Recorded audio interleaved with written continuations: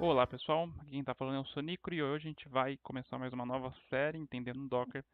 E na aula de hoje é uma aula teórica, tá? Uma aula para a gente entender quais são os conceitos, qual é o problema, o que o Docker resolve, quais são, de certa forma, algum concorrente, né? Qual que é a questão histórica, como é que fez para a gente chegar até aqui hoje. E a ideia dessa aula introdutória de hoje é deixar vocês contextualizados para descobrir por que vocês precisam usar Docker e por que vocês precisam usar container. Tirando isso da frente, na próxima aula a gente já pode começar com algum projeto hands-on, resolvendo de fato os problemas utilizando a tecnologia.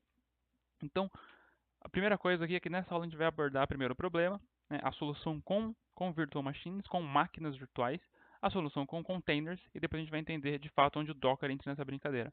Né? Já um spoiler alert, não foi o Docker que criou o conceito de container. Então vamos lá. Vamos começar um pouco com o problema. Né? Como desenvolvedor de software, a gente sabe que durante o desenvolvimento de software a gente tem muitos problemas referentes ao software que a gente está desenvolvendo, óbvio. E isso costuma levar muito tempo. Mas uma vez que a gente termina de desenvolver o software, outro problema surge, que é o problema de como é que eu vou fazer para distribuir essa ferramenta. Como é que eu vou fazer para distribuir esse software para as outras pessoas. Como é que eu vou fazer para dar deploy disso num servidor e etc. Como que eu vou pedir para os meus amigos do lado testarem esse software para mim. Né? E quais são os principais problemas que surgem? Que é configuração de ambiente. Esse é um dos primeiros. Assim, você tem um software que ele depende de arquivos de configuração, que ele depende de variáveis de ambiente.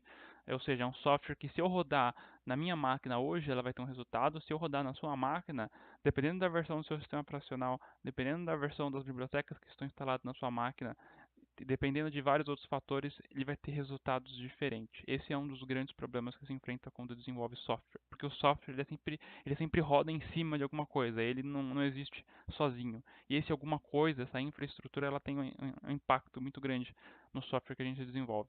Outro grande problema é a escalabilidade.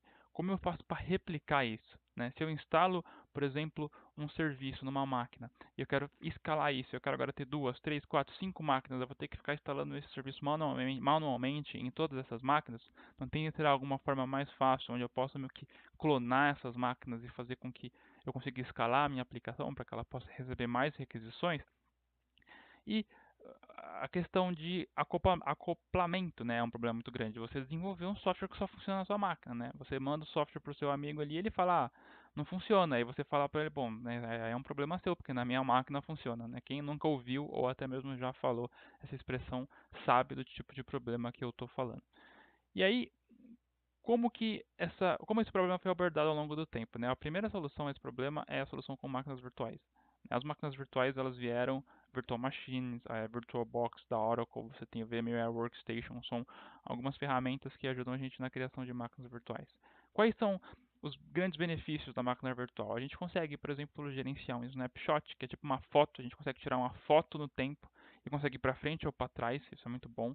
A gente, de certa forma, tem uma melhor escalabilidade, porque agora eu configuro uma máquina virtual, instalo o Windows na versão que eu preciso, instalo minha aplicação Node na versão que eu preciso, instalo todas as dependências lá, por exemplo. Eu tiro um snapshot dela, eu salvo ela naquele estado, eu consigo subir outras máquinas virtuais idênticas a essa dentro de um ambiente de uma maneira muito mais prática do que se eu não tivesse a máquina virtual.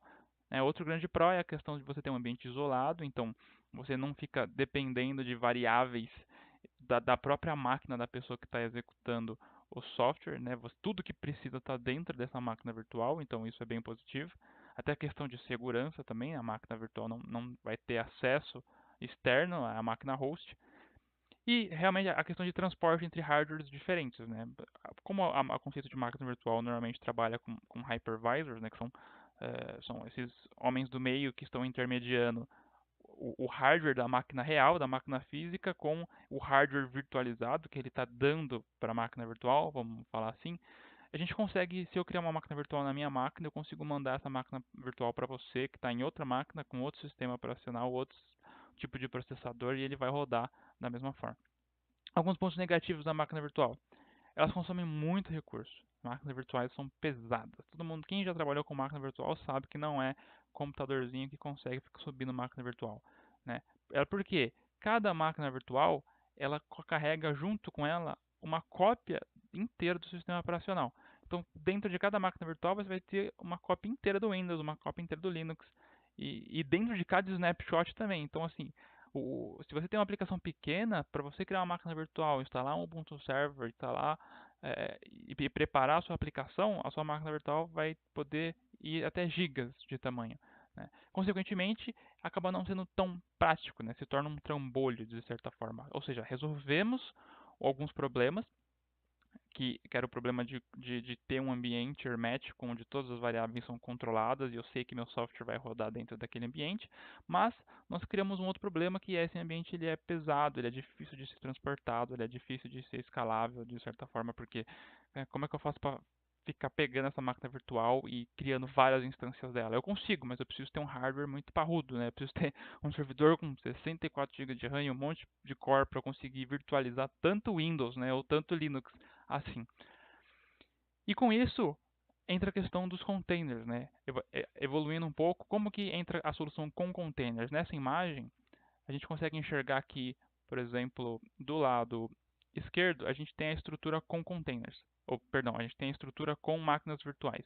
A gente tem a nossa infra, um hypervisor aqui, que é esse homem do meio, que está fazendo a virtualização, um VMware, por exemplo.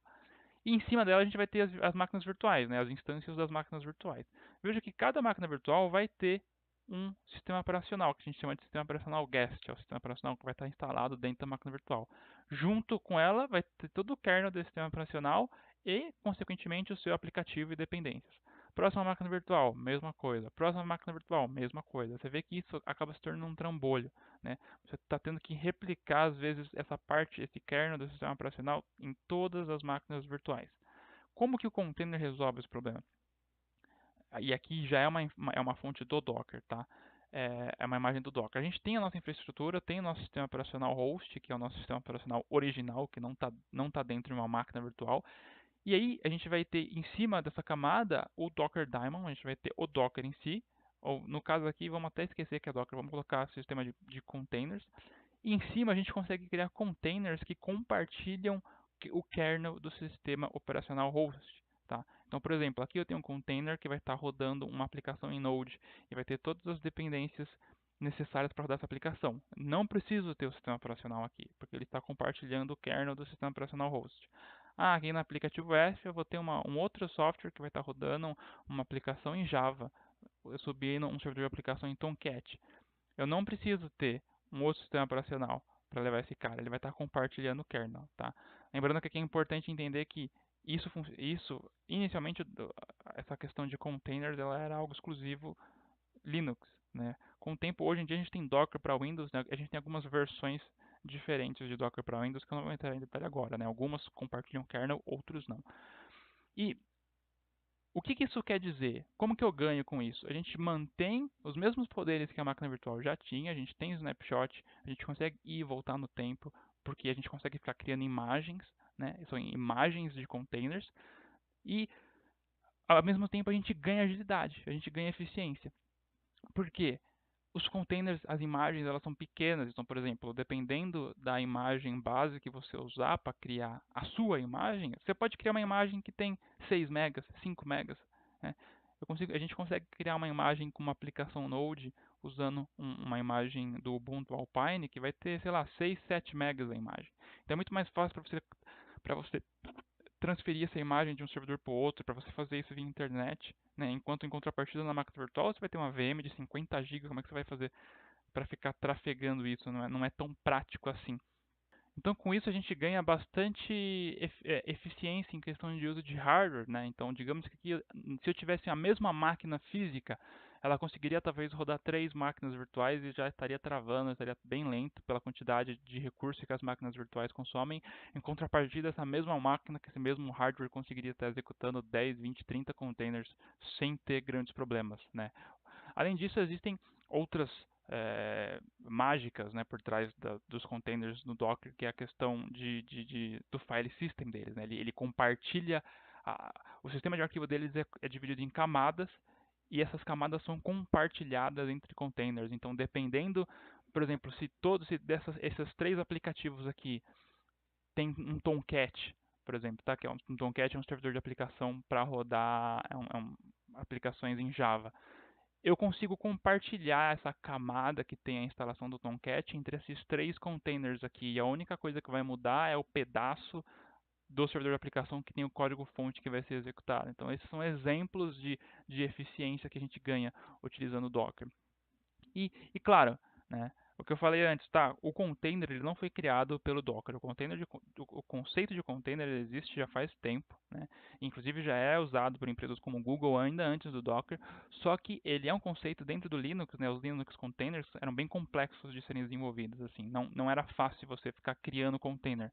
Demandava um conhecimento técnico de Linux muito grande. O que o Docker fez foi, de certa forma, trazer esse container para a mão do povo, né? Ficou algo muito mais fácil, muito mais acessível. Agora qualquer um, ser desenvolvedor ou profissional de infraestrutura ou profissional de Linux, consegue trabalhar e falar a mesma língua. E além disso, ela trouxe algumas ferramentas a mais, que é o que a gente vai mostrar agora, que é o ecossistema Docker, né?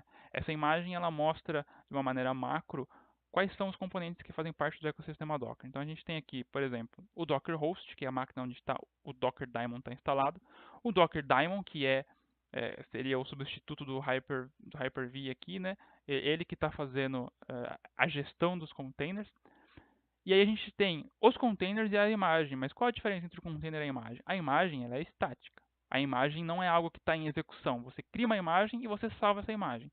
O container ele é uma execução dessa imagem. Então, por exemplo, se eu tenho uma imagem aqui do Ubuntu 16, eu vou rodar um container do Ubuntu dessa imagem. Eu posso ter 4 containers rodando a partir da mesma imagem. E esses containers eles têm ciclo de vida, enquanto a imagem não. Você cria a imagem e ela está estática lá, armazenada no disco. O container você sobe, ele executa, você pode parar ele, você pode pausar ele, você pode reiniciar ele. Entende? Então essa é a diferença. Então primeiro a gente sempre constrói uma imagem para depois subir um container com base nessa imagem. E aí a gente tem a questão do registry, que é uma outras coisas que o Docker fez que ajudou bastante, que é esse registry é um repositório, né? É um repositório de imagens. Então, por exemplo, a própria Docker tem um registry público e global delas, onde ela fornece uma porrada de imagens para diversos casos. Então, por exemplo, eu quero subir um Apache, eu quero subir um Nginx, né? E eu preciso criar uma imagem do zero? Não precisa. Você vai baixar essa imagem do repositório público do Docker. Essa imagem vai vir daqui do repositório para sua máquina, né, para o seu Docker host, e depois que ela baixar para sua máquina, ele vai subir um container. Você pode criar registries privados, por exemplo, a sua empresa cria um registry para ela, onde ela vai armazenar as imagens específicas para as suas aplicações. E aí todo mundo que está dentro da rede da empresa consegue baixar desse registry, entendeu? E do outro lado você tem o client do Docker, que é a pessoa que vai estar ali executando os comandos, sempre apontando para um host. Constrói essa imagem para mim, ou dá pull nessa imagem. Pull é quando você pede para o Docker Daemon ir lá no registry, baixar a imagem e salvar no seu host. Ou dá um Docker Run. No Docker Run ele vai pegar a imagem e criar um container, né?